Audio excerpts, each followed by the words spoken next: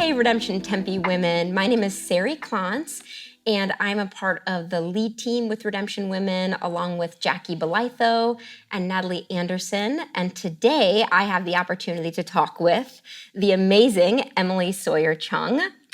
Emily is the Tempe Lives coordinator here in Tempe, and her office is on our campus. So if you don't already know that, right here on our campus is where all of the young moms and dads meet, and they meet with Emily. Mm-hmm. So I thought we would just have a conversation today and get to know Emily a little bit better and what she does, and also learn a lot more about Tempe YoungLives.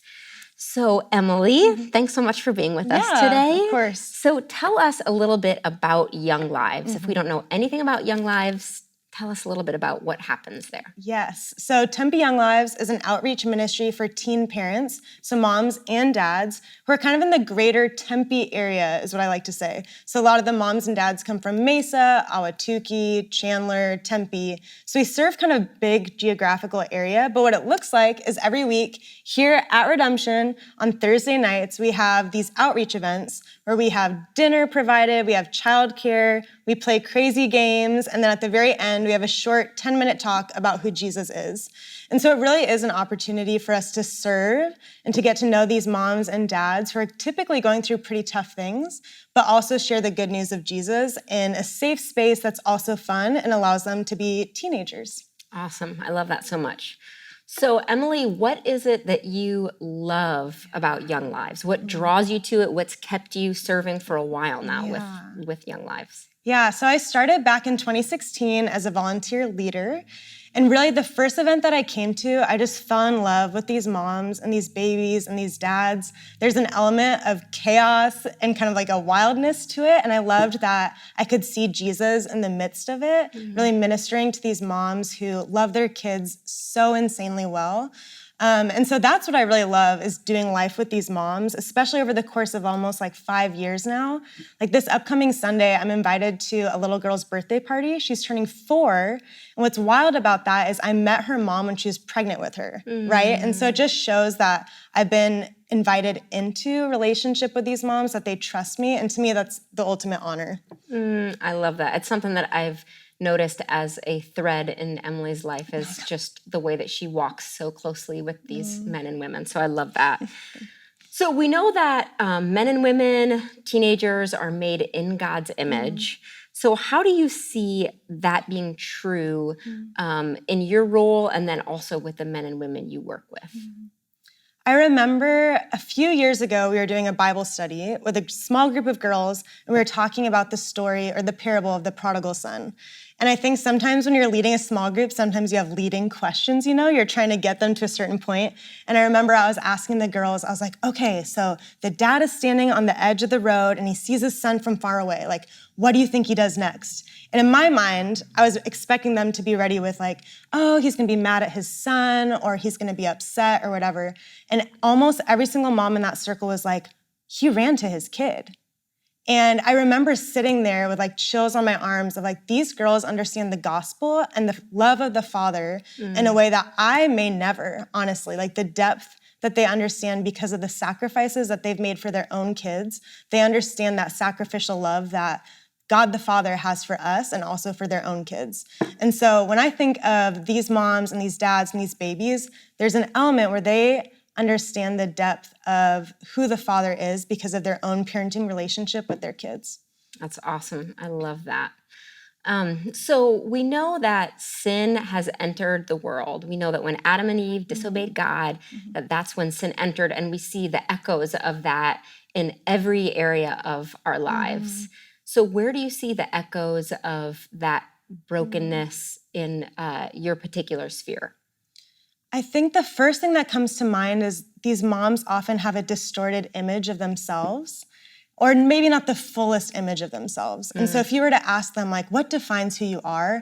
The first words out of their mouth would be, I'm just a teen mom. And I think that's a label that's been put on them by society, and oftentimes the church too, that we just view them as teen parents, right? And I think that phrase comes loaded with a lot of judgments and I guess assumptions about who they might be.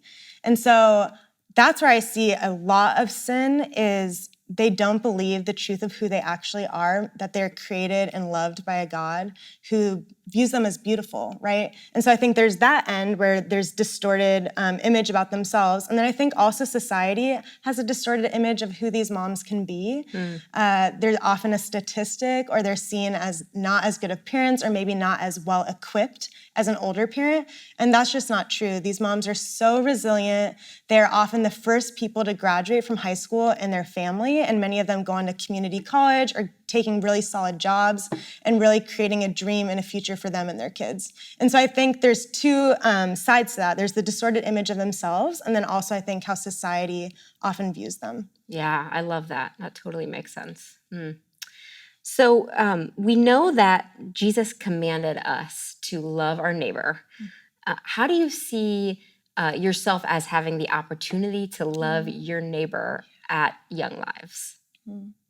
I think since becoming a volunteer back in 2016 and then coming on as staff in 2020, when you know your neighbor and you know them by face and by name, God gives you a profound love for them, and that you're willing to do things that you wouldn't otherwise, right? And so I think by loving these moms, knowing them by name, it's just changed my life. At this point, I probably know over 100 teen parents by name, easily 100, just in my time of serving with Tempe YoungLives, and I see them everywhere. Like once you see them, you start to see, once you know them, you start to see them, you see their families, you see their siblings, and it just changes how I do life. And so one of my favorite things, and that I really pull from how Jesus did life too, is that he celebrated with people. A lot of the time when he would heal somebody, he would stick around to actually celebrate with them. And so in Tempe Young Lives, we love to celebrate new life. When a mom is pregnant, when she gives birth, when she graduates from high school, when she gets a new job or a GED, we celebrate, and we celebrate life to the full. And then on the flip side, we see Jesus sit with people as they mourn and as they grieve. And that's also what we do in Young Lives really well too. We've experienced a lot of death of babies, of parents, of significant others, a lot of pain, a lot of brokenness, and we're also willing to sit with them in that too. And so for me, that's what it looks like to love my neighbor, is really just copying what Jesus did in his ministry while he was here on earth. That's so beautiful. I love that, Emily. Thanks, sir. Well, Emily, thank you so much for being here. Thanks for being willing to share with us and give us a little idea, a little slice of what happens just across the parking lot at our local Young Lives here.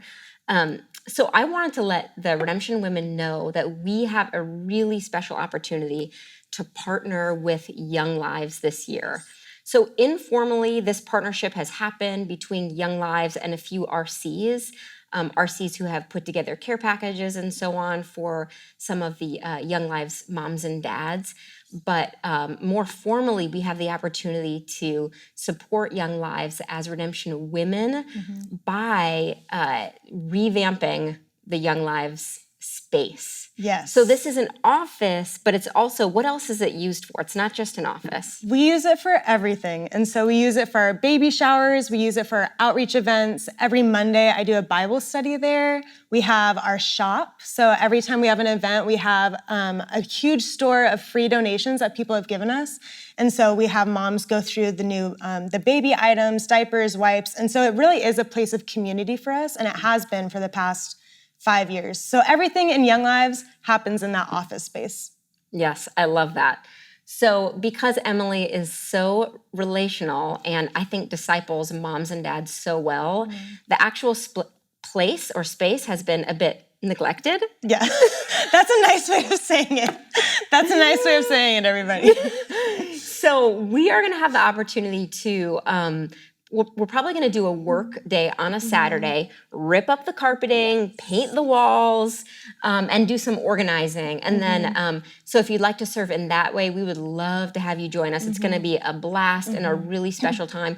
I think we're hoping that some of the teen moms and dads actually join us for that day. Definitely. So it'd be really special to get to know them too. And then if that's something that you're not available for, or it's just not for you, you're going to also have the opportunity to support financially what's going on here at the office. So we're so excited. We can't wait. We will be talking with everybody more, sharing more details once we have more about when that workday will happen. And so Emily, thank you so much for coming. Thank you. And we'll see you guys soon. Bye.